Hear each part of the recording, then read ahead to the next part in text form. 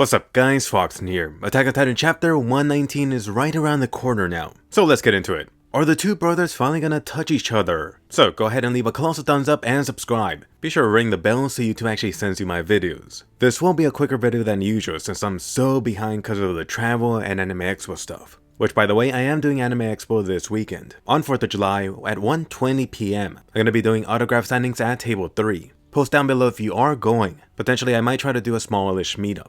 Anyway, let's go ahead and get started. First off, let's talk about Eren and what exactly his plan is. I think at this point it's super apparent that Eren isn't really in line with the Beast Titan's plan. In the latest chapter, Armin thinks that Eren will use the Colossal Titans to destroy the world's military forces, which really has been a popular idea that even I've echoed from the very start of this whole mess. Which really goes back to the attack on Marley and Eren making himself this huge world target. Once again, you do have that Code Geass parallel. At this point, I don't think any Attack on Titan fan seriously thinks that Eren wants to go with the no baby option.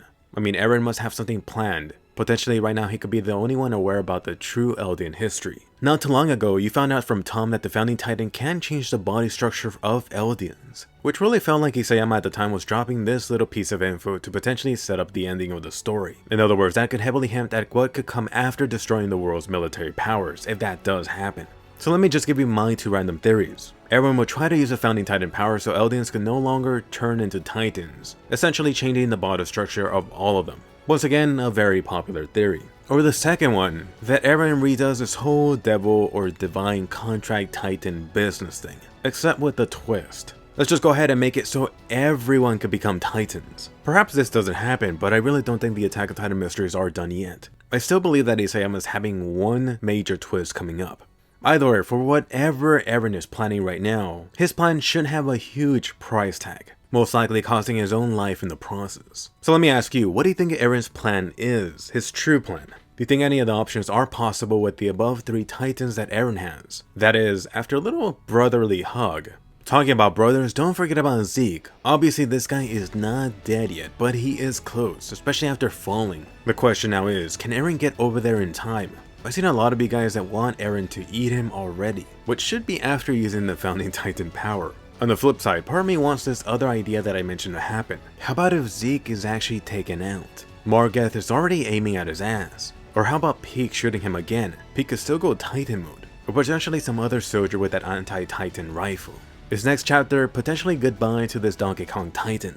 Of course, if this does happen, it would completely ruin Eren's plans and really put Paradise Island in this terrible situation. The Beast Titan power would be lost to the winds, along with the royal blood part that Eren desperately needs. At the same time, Marley would have bought themselves even more time. This past chapter, they mentioned that part about having one final blimp to escape and regroup. Next time, they would be bringing the world's powers over.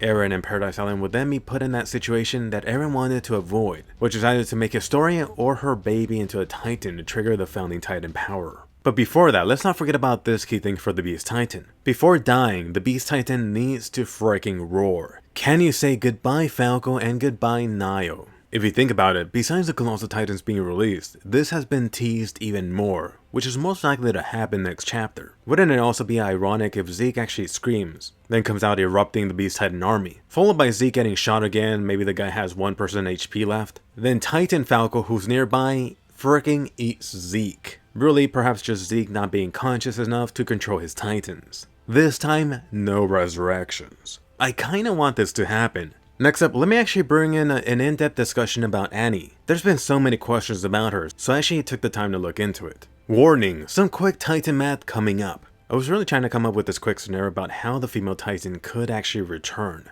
At the moment, crystallized Annie should be kept underground in some unknown location. I tried to see if the manga mentioned the district, but unfortunately it did not. However, you previously saw Armin speaking with the blonde Sleeping Beauty a couple chapters ago. Armin then met up with Mikasa to talk to Zachary. All of these guys should have been at the royal capital before it got bombed. In the current battle, just assuming Eren could smack the Beast Titan's ass, maybe, just maybe, that Titan roar could trigger Annie to wake up. Annie would then have to hopefully not be confused. She might get a quick wardrobe change, maybe pick up a donut or two along the way, and then make her way outside. Annie would then have to immediately go into Titan mode from somewhere within Walsina. Hopefully no scouts are nearby to Thunder Spear her ass. Annie would then have to run back, heading towards the ocean, hopefully trying to return to her father. From the center of Walsina where the royal capital is, all the way to Wall Maria is 480 kilometers. Thinking back to the female Titan arc, the Levi squad was barely able to keep a distance away from the female Titan after she was running at top speed. According to the info released, the top story core horses could go as fast as 75 to 80 kilometers per hour, and actually maintaining 35 kilometers per hour. For this example, let's just go ahead and assume Annie could run at top speed non-stop. You now have the female Titan running from Wall Sina at 80 kilometers per hour. Given that speed, at minimum, it would take Annie 6 hours to get over to Eren's hometown. This assumes the Beast Titan roar would wake up Annie. This assumes Annie will get out of the underground no problem and go Titan mode without issues. This assumes Annie as a female Titan could run at top speed non-stop for 6 hours. Which, by the way, you already know from the manga that Annie got super tired just running to the first Wall Maria. So even under perfect conditions, you need at least 6 hours for Annie to get over there. But honestly, realistically, I would put that estimate at like half a day, up to 24 hours. Unfortunately, this really just means no Annie for this current Titan showdown. Next up, let's talk about Mikasa. Mikasa just left her Eren stenched scarf behind. Naturally, it would be nice to see Mikasa actually fight against Eren in some way, even if it's not a death match. But what I really want to see is Mikasa's choice words for the rogue Eren now that she's scarfless. Mikasa Unchained. Imagine Mikasa carving out Eren from his attack titan just so he could hear her words better. And I know, wishful thinking, most likely not gonna happen.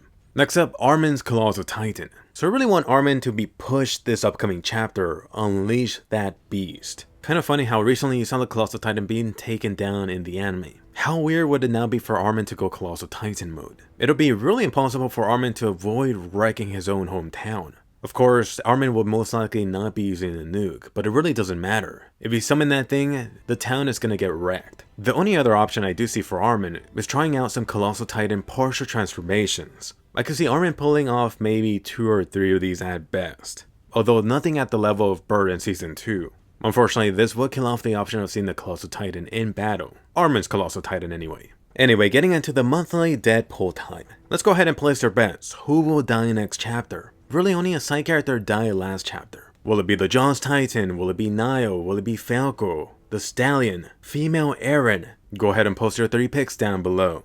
Mine, of course, are the first 3 I mentioned. So hey guys, Jerry here. Quick reminder, Anime Expo is this weekend. Some super quick stuff about that. First off, for the very first day, July 4th, I will be doing that autograph session. Some of you guys have mentioned you guys cannot make it, which is why I'm thinking about doing a smallish meetup, maybe Friday, Saturday. Although I have talked to some way bigger anime YouTubers and they told me these meetups, they're so hard to organize. So I'm probably never going to be doing this again, but if you are a Patreon supporter, I will try hard to at least meet up. No guarantees. And in general, if you do see me, I'll probably be wearing this shirt, some Attack on Titan shirt. Say hi. First Patreon question from Infamous Chi. Do you think Eren will be able to make it to Zeke, or will something get in his way? At this point in the story, if Eren actually makes it over to Zeke, the story is pretty much over. If we get the Colossal Titans being released, then Attack on Titan would end like in a chapter or 2. Naturally, this is Attack on Titan, so something is always going to get in the way, or some twist or mystery is going to happen. I mean, Zeke is almost dead. You really just need to shoot him one time. Next question up from Pokemon Princess Angel 96. Do you think Mikasa, Jean, Coney, Armin are finally going to get some action? And if so, what are they going to do? Hopefully next chapter all of these guys actually join in on the battle. For Mikasa, whatever she does should be related to Eren. Perhaps protecting Eren or going against Eren. Really depends on what's going to go on next chapter. For the Stallion, Isayama right now is really setting a Historia arc to really revolve around Vlog, so most likely something involving him. For Coney right now, he really has 2 different options, which are both the Jaeger brothers. It'd be interesting to see if Coney actually protects either of them. As for Armin, at this point in the battle, Armin should really go back to being the strategist. He also does have to really consider how to use a Colossal Titan effectively. Another thing the Colossal Titan has to worry about are those anti-Titan rifles. Could those things actually pierce a Colossal Titan neck? Since if they can, the Colossal Titan is pretty much a sitting duck. Next question from Angel. Do you think they're gonna use the rumbling anytime soon? At this point, I would really settle for a small rumbling, really only the Colossal Titans from the district. Unfortunately, this does bring up the topic I mentioned earlier. If Eren actually activates the rumbling, then the Attack on Titan story is pretty much done within a few chapters after that. So us as Attack on Titan manga readers do want to see the rumbling. But at the same time, we should kind of be rooting against it. That is, if we do want the Attack on Titan story to continue a little bit longer. Next question up from Winter. Do you think Annie will have any importance on this story? So I really brought up that Annie calculation earlier to really mention how Annie could not really make it realistically into this final battle, quote unquote final battle. On the flip side, that also does mean that none of these guys could get over to where Annie is at. Unfortunately, at this point in the story, it really doesn't seem like Annie herself will have a huge importance on the story. It'll be more on the fact that Annie has a female Titan power within her. Sooner or later, that plot point is going to have to come into play. Next question from Mexican O. Will Eren eat any other Titan shifter in chapter 119? Come on Eren, you really do have to eat either the Jaws Titan or Armor Titan. At the very least, take out the Jaws Titan. Reiner is really no threat at this point. On the flip side, the Jaws Titan could penetrate frickin' Crystal. Take him out. Next question up from Death the Bot. What happens if someone were to eat all Titan shifters? Let's just go ahead and assume Eren is going to eat all Titan shifters. At that point, either Eren's going to become the Great Ymir Titan, he's going to unlock Titan Ultra Instinct, or Eren's going to lose all his hair and become the One Punch Man of the series. Next up, let's get into your Twitter questions. As always, be sure to follow me on Twitter for a chance for me to answer your question. There is a guaranteed question for Patreon supporters, and not to mention the awesome live streams I do for Patreon supporters. Next live stream up will be a 2-hour one. We'll be talking about Anime Expo, Japan, and the summer anime season. First question up from John Solo. Do you think Armin is going to transform, or would that be safe for chapter 120? So if I was a betting man, I would say that Armin will not transform next chapter. I could picture Isayama putting Armin in this very difficult position, Armin questioning it, and then the actual transformation won't happen for a few chapters. Next question up from Naymaster. Do you believe that Attack on Titan will involve time traveling? As in Eren sending the memories back to his past self, or even the past Attack on Titan holder like his father to prevent a worst case scenario in the future from happening? I know it's cliche, but I would love to see that. So I brought up this scenario multiple ways on past videos. Just as a general rule involving time travel in the story, I would be against it. I mean, we have the fairly recent example of what Avengers did with the whole time traveling thing. People were mostly fine with it, I think. But a little time after that, it started involving all these plot hole potential questions. So as a general rule, I would prefer time travel not to be involved for Attack on Titan. Next question up from Liam. What do you think will happen with Annie in the story? I'm getting increasingly worried that her character is going to be wasted because Reiner hasn't shown any interest in her, like he did before the time skip, and I think that would really suck. So like I've been mentioning, unfortunately it really doesn't look good for any Annie fans. There really is only a few couple options that could happen. 1, Annie's gonna get eaten almost immediately. Option number 2, Annie wakes up, goes into female Titan mode, then runs away, essentially causing problems for the story. Option number 3, she wakes up and joins a battle, which would be really weird. Or option number 4, somehow this whole Titan business is resolved and Annie walks away from this free. Next question up from Claw. Are we finally going to see what happened to Levi and Hanji after they jumped into the river? I'm going to go back to predicting that Isayama's going to at most hint at what happened with them, potentially showing this cabin in the distance, and some speech bubble from Hanji. Next question up from Madara. When are we going to see the Ackerman god Levi? I think we'll see Levi back in chapter 125, or maybe 130.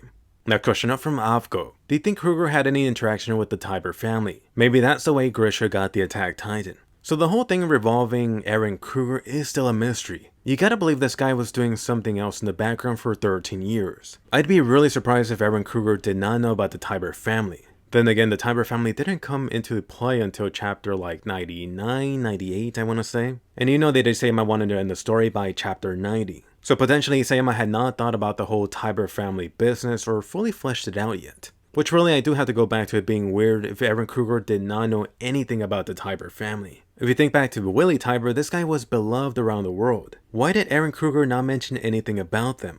Next question up from Deathlord. Do you think Flock will finally kick the bucket? I certainly hope he does. I know a lot of people do want Flock to die, but I really don't see Flock dying until he has this whole story revolved around the stallion. But who knows, I could really see Isayama making Flock and Gabby survive until the very end. It sounds like something that Isayama would do. Next question up from Let Us Pretend. Do you think Yelena is an Ackerman? I mean, if Yelena would be an Ackerman, that would seem kinda random. But for a second, let's just assume that Yelena is an Ackerman. So far, Yelena has not been involved in battles at all. In other words, Yelena will be an Ackerman, potentially one that wouldn't have been awakened yet. What good would that do? On the flip side to this, it would be a little weird if there weren't at least someone that's partially Ackerman around the world hiding somewhere. Although I don't necessarily think it's Yelena. Next question up from Elias. Do you think Levi is coming back this chapter? No, Levi is definitely not coming back for a few chapters. Not unless Isayama does some ass-pull move like the Borrow to Dance series and just completely heals Levi up. Next question up from Beaks. Do you think Levi and Hanji will open up during a conversation? What I mean is that Levi has failed to complete his promise about Erwin, and Hanji is struggling to be a commander like Erwin. But we see a conversation about their struggles. They are the only vets after all. So regarding both of these guys failing at doing whatever they promised, Hanji has actually already been open about her failing to take over the commander spot. And then for Levi, you know Levi's motto, having no regrets. So could potentially the topic come up during a conversation, maybe as Levi is dying? I think it is possible, but most likely not in the way that you're thinking of. Anyway, if you did make it to the end, here's your bonus question, and also leave a colossal thumbs up. What is that one summer anime you're most looking forward to?